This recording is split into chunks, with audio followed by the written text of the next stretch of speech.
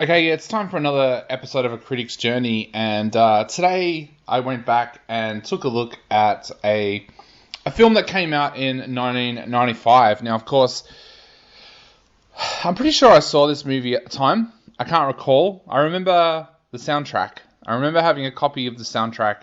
The big song coming from it, of course, being Gangsta's Paradise. The movie I'm talking about is called Dangerous Minds, from director John N. Smith.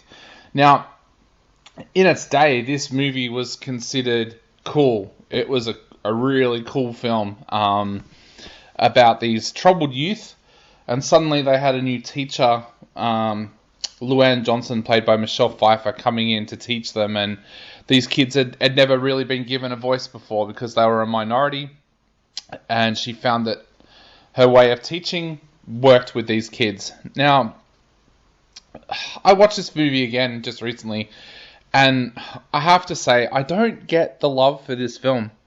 It's an ordinary film. When I started to compare it with other movies that touch on the similar theme, I just found it to be one of those movies where it's supposed to make people feel like, oh wow, this teacher went in and made a really big difference. But I just found myself thinking all the way through this film of films like Higher Learning, and a movie that I love.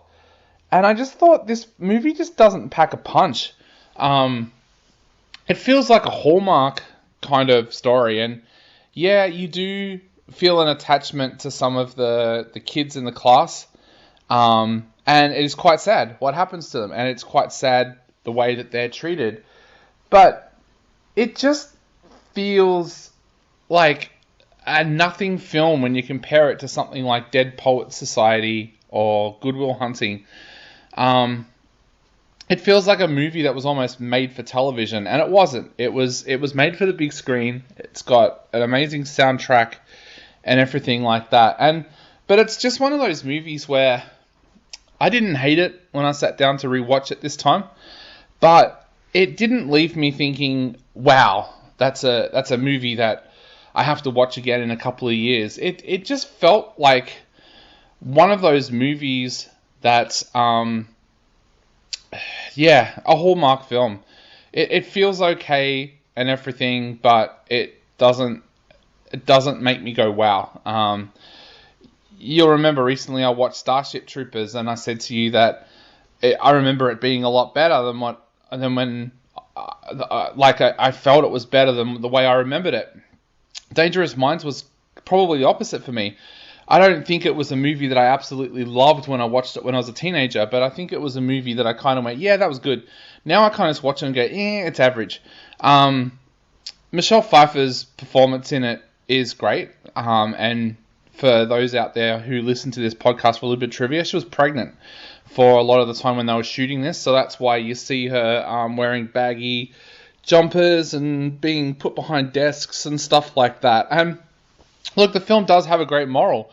I love the fact that it points out that there should be teachers out there who want to get involved with troubled youth. I think it's got a great moral behind it, but I just wondered whether or not this movie needed a little bit more. The other film I kept on thinking of when I was watching this film was Coach Carter. I thought Coach Carter kind of told this story a little bit better than what this film does.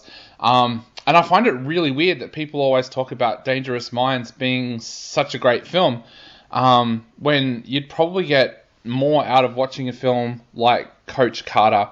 But look, if you want to have a feel-good kind of day and you want to go back and watch something that's going to make you feel good when you watch it, go back and watch Dangerous Minds.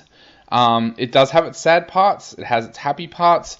The script is well-rounded that way. I just don't think this movie is an absolutely exceptional movie that deserves to be put up on the pedestal that it is.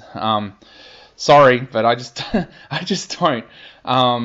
Give me a movie like Higher Learning or a film like Coach Carter any day of the week over the top of Dangerous Minds. But having said that, going to give it 2.5 out of 5.